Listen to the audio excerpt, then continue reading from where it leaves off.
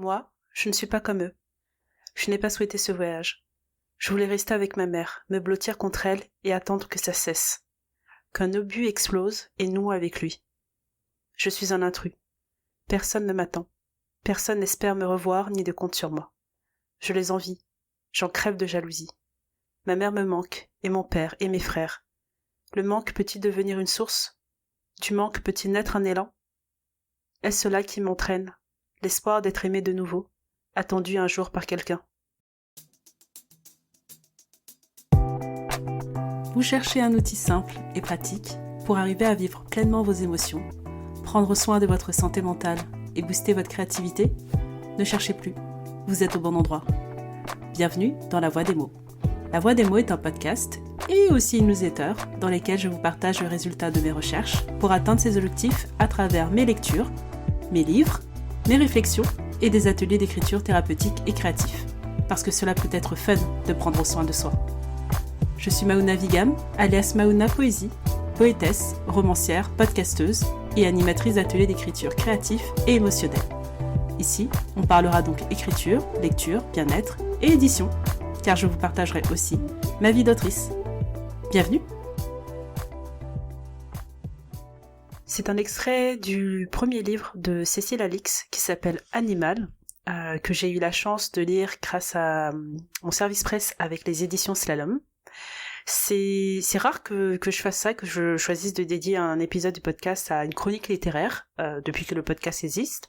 Je vous en parle parfois à travers un autre épisode, ça se mêle un peu à ce que j'ai envie de vous partager. Mais là, c'est la deuxième fois que je lis un roman de Cécile Alix. J'avais déjà lu Guerrière, et comme Guerrière, ce roman m'a bouleversée. Je sais pas, c'était compliqué de ne pas pleurer dans le métro, parce que j'ai principalement lu ce récit pendant que j'étais dans les transports en commun, et c'était quelque chose.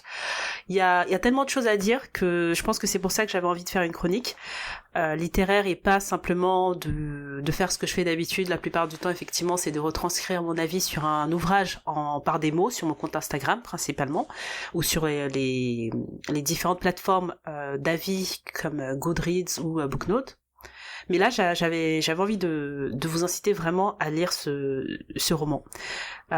C'est pour une cible donc plutôt young adult, même s'il y a pas mal de content warning à mon sens, parce que ça parle de guerre, ça parle de violence, ça parle de viol, ça parle de beaucoup de choses pas faciles à lire, mais c'est toujours fait avec subtilité, comment dire, plutôt avec une certaine distance mais justesse, c'est-à-dire qu'on rentre pas dans des descriptions inutiles de cette violence.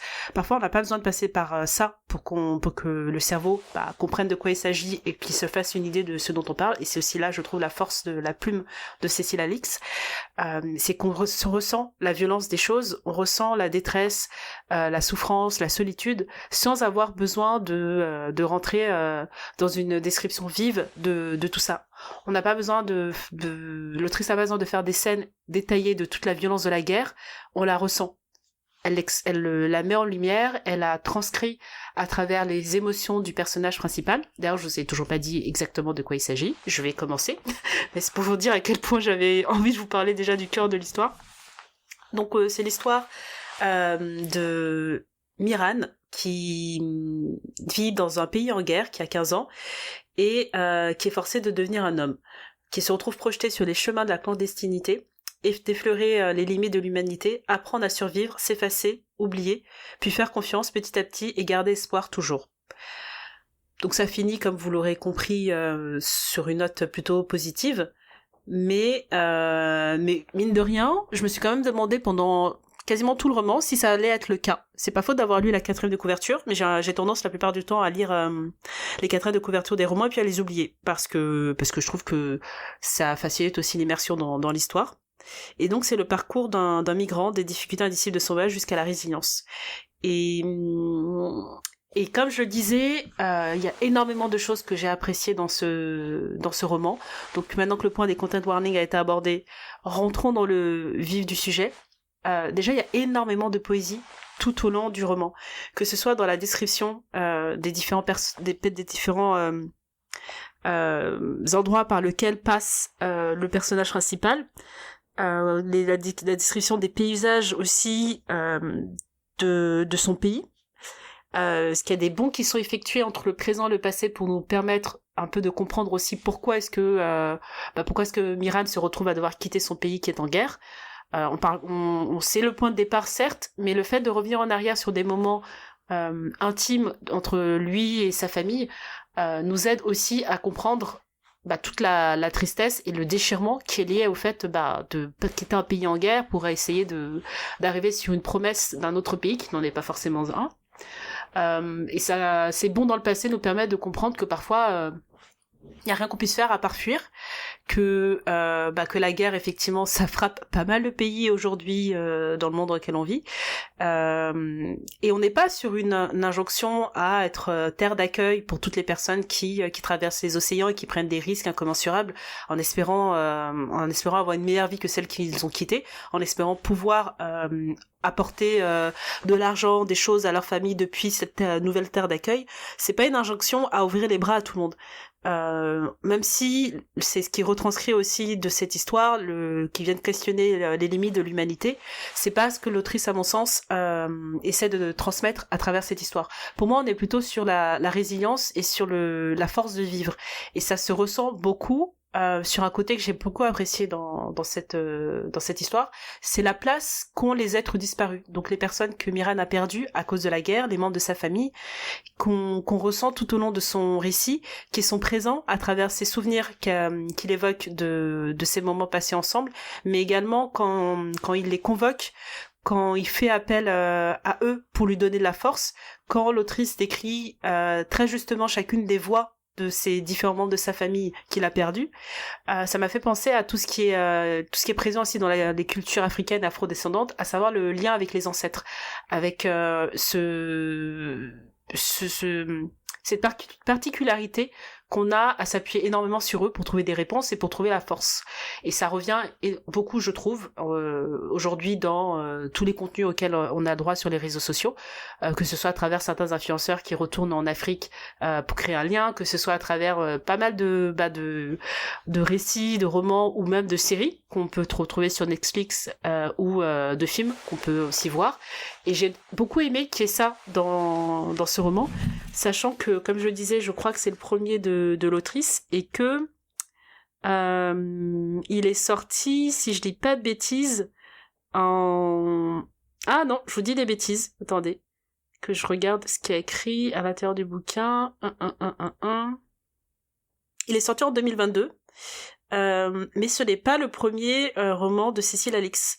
Avant ça, il y avait eu d'autres choses. Ça veut dire que ma palle va s'allonger gentiment mais sûrement. Non, c'est pas le premier. Simplement chez Slalom, c'est le premier qui est sorti chez Slalom en 2022. Et bref, ce que je disais, c'est que j'ai beaucoup aimé ça, l'omniprésence des membres de cette famille et la poésie à travers laquelle ce lien est retranscrit. Ça venait aussi nourrir énormément toute la partie émotion que j'ai pu vivre avec ce récit. J'avais vraiment le sentiment d'être présente à chaque étape du voyage de Miran, depuis le départ brutal. On va pas se mentir, les premières pages du livre sont assez dures dans la manière dont Miran quitte sa mère. J'étais en train de me dire, mais enfin, tu es en train d'envoyer ton enfant de 15 ans traverser l'océan pour aller sur une terre qu'il ne connaît pas, et tu le laisses et puis c'est tout quoi. Il n'y a pas de témoignage d'affection, il n'y a pas de mots pour cajoler, etc.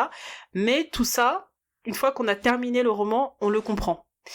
Et je reviendrai sur ce point plus tard.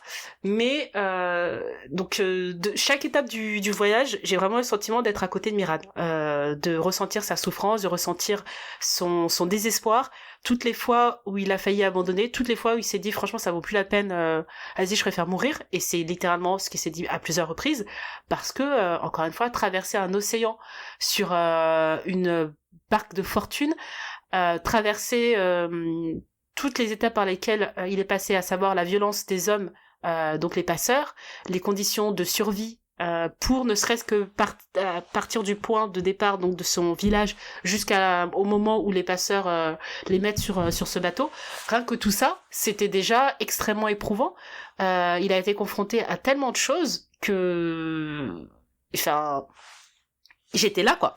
J'étais là à chaque étape, et c'est rare que ça me fasse ça avec des romans. Ça faisait un petit moment que j'avais le sentiment, dans les lectures que j'ai pu faire, pas d'être déconnectée, mais de pas être autant happée que j'avais pu l'être à une époque. Et là, j'ai enfin retrouvé ça.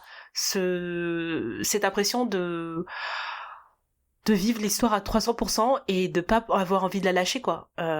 J'ai posté une vidéo sur mon compte Instagram où je vous montrais que je me mets à marcher sur mon tapis tout en lisant des livres pour rattraper le retard qu'il y a dans ma pile de livres à lire.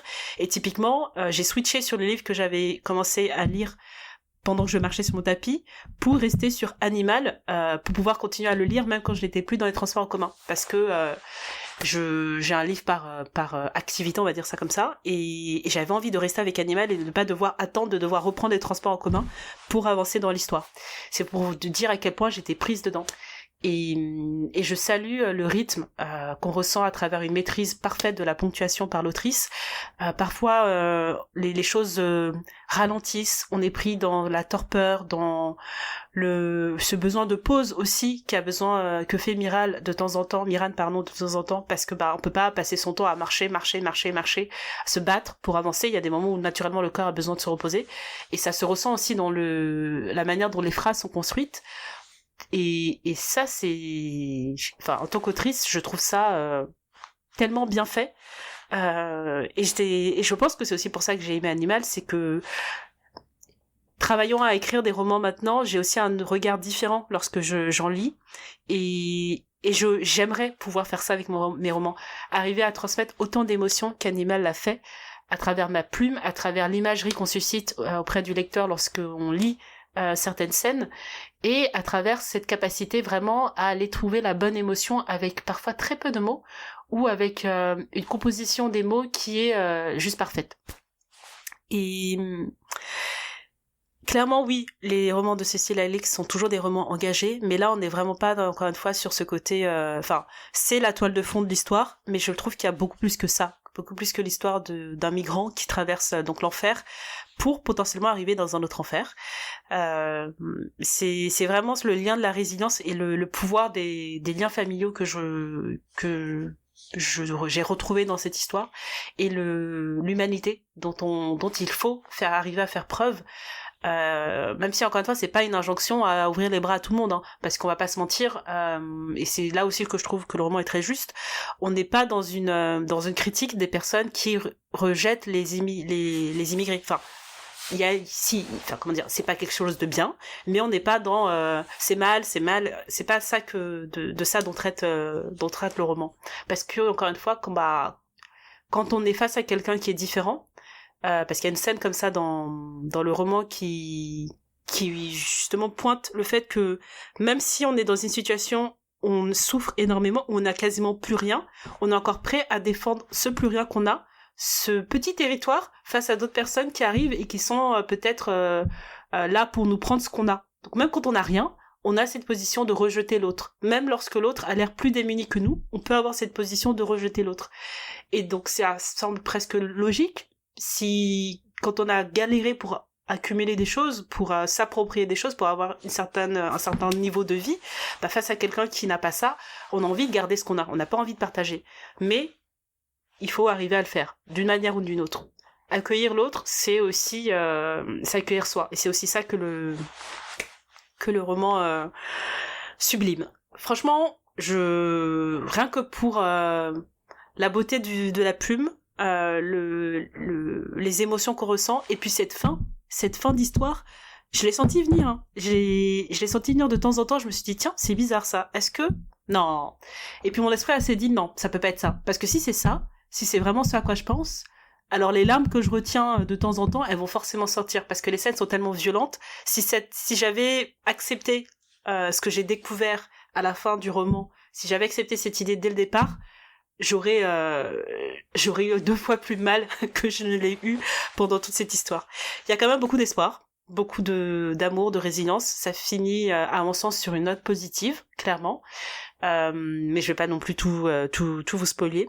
Mais c'était beau, c'était fort, c'était incroyable. Et 2025, on est que le 1er avril, mais c'est clairement mon coup de cœur en termes de lecture de l'année.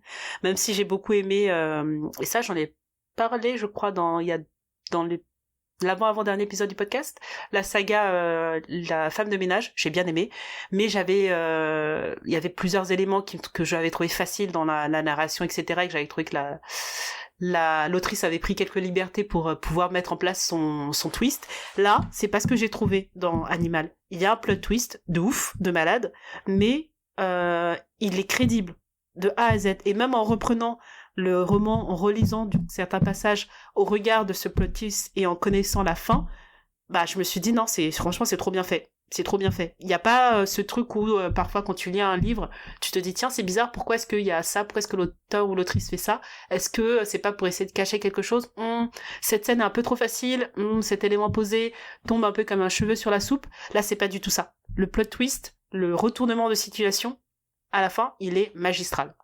Voilà, c'est le genre de livre, je suis quelqu'un plutôt d'introverti et j'ai jamais participé à des book clubs, pas avant de découvrir tout ce qui était Bookstagram, et même aujourd'hui, j'y vais pas forcément très souvent. Parce que je sais pas pourquoi, j'ai parfois du mal à faire mon retour sur certains livres. Mais ça, c'est le genre de livre dont je pourrais parler, mais des heures avec d'autres personnes qui l'ont lu. Parce que ça, voilà. J'ai pas les mots. C'était beau. C'était incroyable. Franchement, je sais pas, j'allais dire, il faudrait l'adapter au cinéma. Et en même temps, j'étais en train de me dire, comment est-ce qu'on pourrait adapter ça au cinéma au regard de cette fin? Et en même temps, maintenant que je le dis à voix haute, on peut totalement le faire. Et je sais pas, je suis étonnée de pas en avoir entendu parler plus tôt, qu'il ait fallu que je lise Guerrière et que j'ai l'opportunité, grâce à Slalom, de découvrir le prochain roman aussi de Cécile Alix qui s'appelle Enragée, qui sort le 4 avril, si je dis pas de bêtises. Je sais pas pourquoi il a fallu que j'attende cette sortie pour être tentée de lire Animal. Parce que franchement, Animal est renversant. Voilà, je vais m'arrêter là, parce que je vais pas non plus vous faire un épisode qui va durer 1 heure. Et j'ai peur de dire d'autres choses sans vous spoiler, en fait. C'est surtout ça. Mais franchement, lisez-le. C'est tellement beau, c'est tellement triste et plein d'espoir en même temps. Et puis ça se lit vite, ça se lit bien. Et ça nous fait voyager. Merci d'avoir écrit ce livre, Cécile Alix. Voilà.